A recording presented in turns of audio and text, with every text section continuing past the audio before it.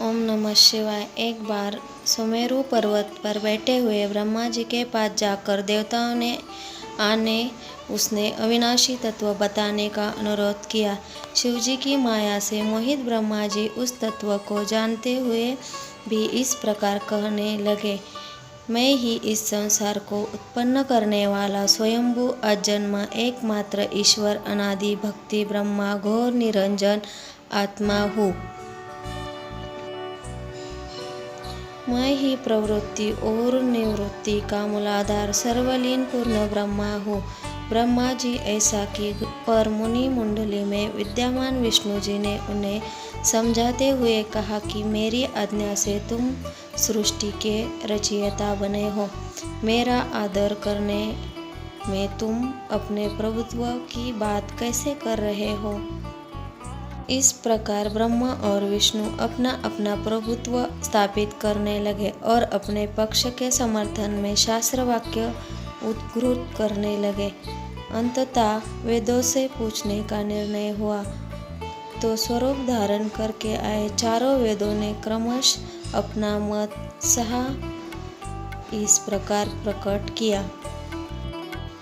ऋग्वेद जिसके भीतर समस्त भूल निहित है तथा जिससे सब कुछ प्रवृत्त होता है और जिससे परमात्मा कहा जाता है वह एक रुद्र रूप ही है।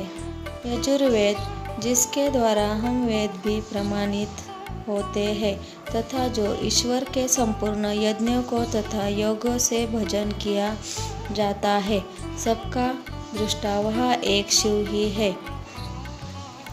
सामवेद जो समस्त संसारी जनों का भरमाता है, जिससे योगी जन ढूंढते हैं और उसकी भांति से सारा संसार प्रकाशित होता है, वे एक त्र्यंबक शिवाजी है।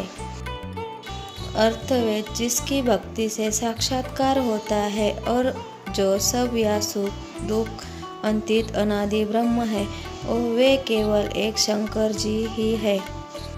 विष्णु ने वेदों के इस कथन को प्रताप बताते हुए नित्य शिवा से रमन करने वाले दिगंबर पीतवर्ण धूलि धूसरित प्रेम नाथ कुवेटाधारी सर्ववेष्टित रूपनवाही निसंग शिवाजी को पर ब्रह्म मानने से इनकार कर दिया। ब्रह्मा विष्णु विवाद को सुनकर ओंकार ने शिवजी की ज्योति नित्य और सनातन पर ब्रह्म बताया, परंतु फिर भी शिव माया से मोहित ब्रह्मा विष्णु की बुद्धि नहीं बदली। उस समय उन दोनों के मध्य अंतरहित एक ऐसी विशाल ज्योति प्रकट हुई कि उससे ब्रह्मा का पंचम सिर जलने लगा। इतने में त्रिशूलधारी नील लोहित शिव वहाँ प्रकट हुए और अध्यात्मवास ब्रह्मा उन्हें अपना पुत्र समझकर अपनी शरण में आने को कहने लगे। ब्रह्मा की संपूर्ण बातें सुनकर शिवजी अत्यंत क्रुद्ध हुए और उन्होंने तत्काल भैरव को प्रकट कर उससे ब्रह्मा पर शासन करने का आदेश दिया। आज्ञा का पालन करते हुए भैरव ने अपनी बाई उंगली के नखाग्र से ब्रह्मा जी का पंचम सिर काट डाला। भयभीत ब्रह्मा शतरुद्रीप का पाठ करते हुए शिवजी के शरण हुए। ब्रह्मा और विष्णु दोनों को सत्य की प्रतीति हो गई और वे दोनों शिवजी की महिमा का ज्ञान करने लगे। यह देखकर शिवजी शांत हुए और उन दोनों को भयदान किया। उसके उपराप्त शिवजी ने उससे भीषण होने के कारण भैरव और काल को भी भयभीत करने वाला होने के कारण काल भैरव तथा भक्तों के पापों का तत्काल नष्ट करने वाला होने वाला कारण पाप भक्षक नाम देकर उसे काशीपुरी का अधिपति बना दिया। फिर कहा कि भैरव तुम इन ब्रह्मा विष्णु मानते हुए ब्रह्मा के कपाल को धारण करके इसी के आश्रय से भिक्षावृत्ति करते हुए वाराणसी में चले जाओ। वहाँ उस नगरी के प्रभाव से तुम ब्रह्म हत्या के पाप से मुक्त हो जाओगे। शिव जी की आज्ञा से भैरव जी हाथ में कपाल लेकर जो ही काशी की ओर चले। ब्रह्म हत्या करके पीछे पीछे हो चली। विष्णु जी ने उनकी स्तुति करते हुए उनके अपने ही उनकी माया से मोहित न होने का वरदान मांगा।